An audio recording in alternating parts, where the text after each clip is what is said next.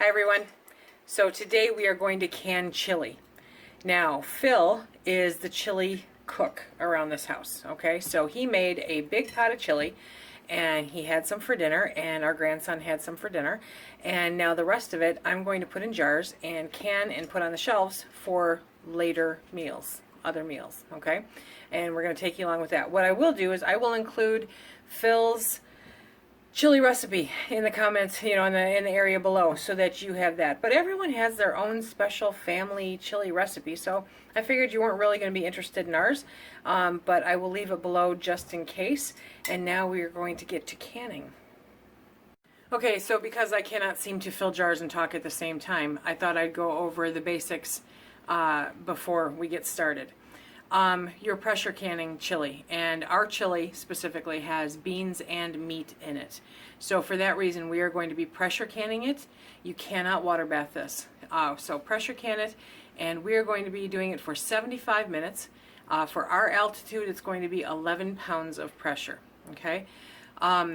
You want to make sure to check out the link below, and that should assist you with finding out what your altitude is, and if you need to, if you are not putting meat and beans in there, or meat or beans in there, then you may be able to adjust how long you do it.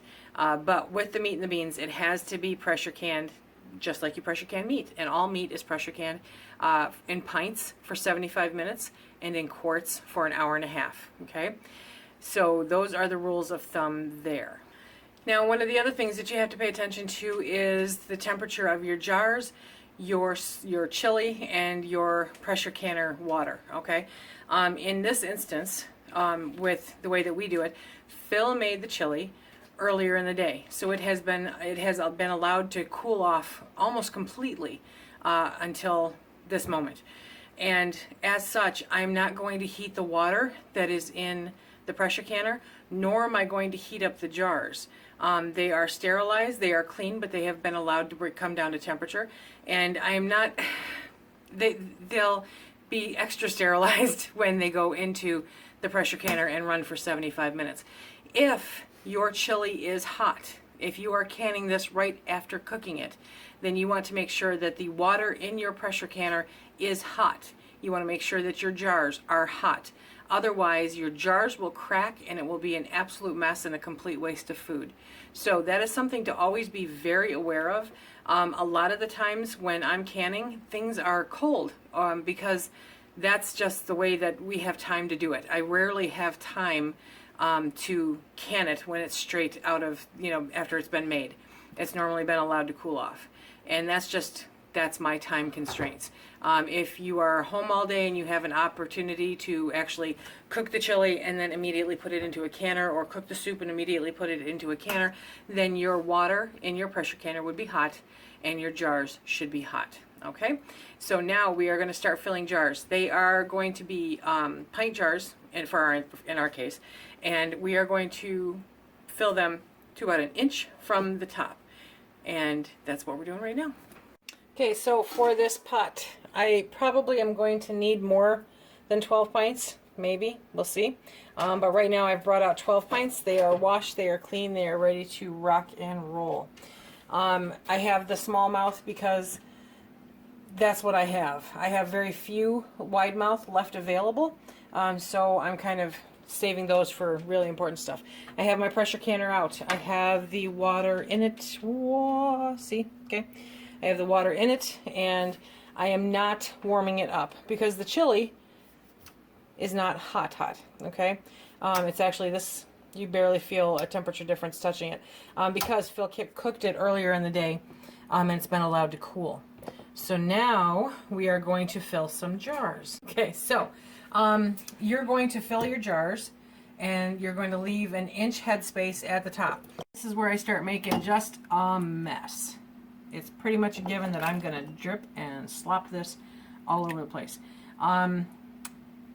Initially, I brought up 12 jars, and then I started looking at the pot and went, oh no, we're going to need 18. And we're doing the smallmouth jars because that's what I have. I've got probably at most 18 wide mouth jars still empty, and I'm saving those for projects that really require wide mouth jars, because until I really need them, I'm just kind of waiting for jars to show up like they normally do, because I'm really lucky to have people that come across stashes that other people are selling or giving away or something, and so they're nice enough. The word is pretty much getting out that I am in need of, well, close to 1,700 pint jars. So we will make that happen. We're going to be canning a lot of food this year. Oh, such good news, you guys. I know that you will be so excited, like I am so excited about this. Out of nowhere today, I got a message, and the cast iron fish cornbread pan sold. It's gone. One more thing gone. It's wonderful.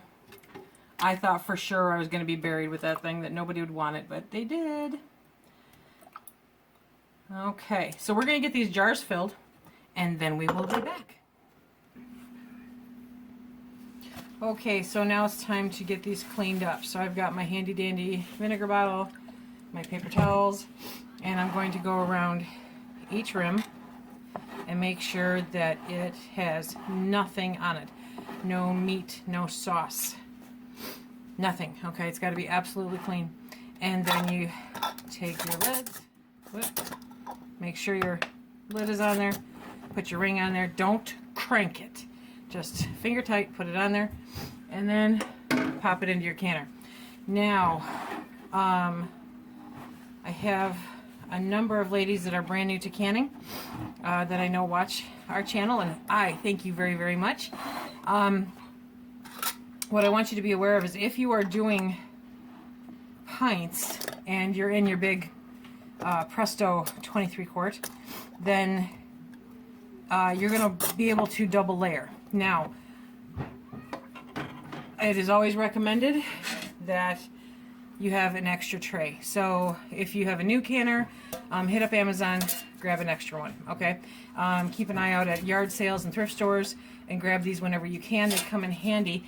That allows you to do the second layer of pint jars. If you are doing quart jars, you get one layer. That's it. And that's fine. That makes sense. We do pints here because these make really great fast food, fast lunches, fast dinners. The dog is playing with the cat. And considering it's just Phil and I, you know, we don't need quarts most of the time. It's easier to do pints. So we're going to get these all put in, and we'll be right back. Okay, so we got the bottom layer done. So now I'm going to put that rack on, and that'll let me do 10 more. Okay. So we managed to get 2 layers of pint jars full of chili. Yummy good stuff, guys. Okay, so now we're going to put our lid on. I'm going to turn the heat on. And where am I at here? Okay.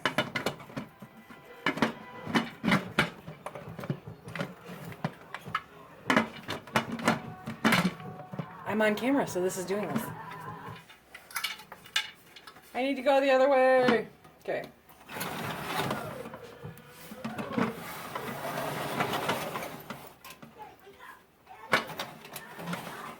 Now we're going the right direction. Okay. Now we put it on and we twist. Okay. Now remember, this is going to come up to temperature. I've got it on high right now. When this right here is putting out a steady stream of steam, we want to set the timer for 10 minutes. We want to let it vent for 10 full minutes, and then we will put the weight on it. Okay? Once the weight is on it, we will sit here and babysit it until it reaches 11 pounds of pressure.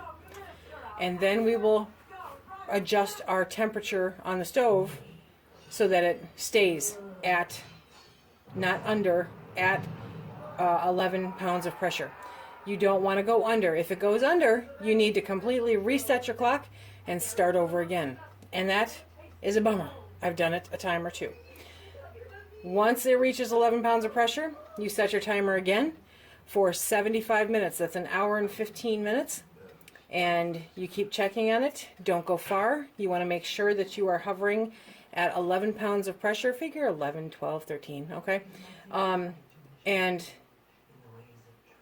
let it do its thing for an hour and 15 minutes. I'll be back when it starts venting so that you can see that. Okay, so it's been venting steady, and this little knob here is pushed up, and so now we're going to set the timer for 10 minutes. We'll be back when that 10 minutes is up. Okay, so it's been 10 minutes. We'll put that on. We'll bring it up to 11 pounds, and we will be back in an hour and 15 minutes. So there's our jars. They're all still very, very hot, and we're waiting for them to start pinging and making all that wonderful noise. These two over here I have set aside specifically because I did have seepage from those two. They appear to be the only two. It happens, guys. So there we have 18 pints of chili. I probably easily have 6 more pints in the fridge that I might have to do tomorrow. But I get the bubbling. I love the bubbling. Okay, so those are our new pints of chili. I hope this was helpful. If you have any questions at all, please feel free to leave it in the comments section below. And I will leave the recipe that we use, the link for information regarding the altitude and the pressure that you have to do, and anything else that I can think of in the area below. So until tomorrow, I hope everyone is having a really, really great day, and we will talk to you then. Be safe. Bye.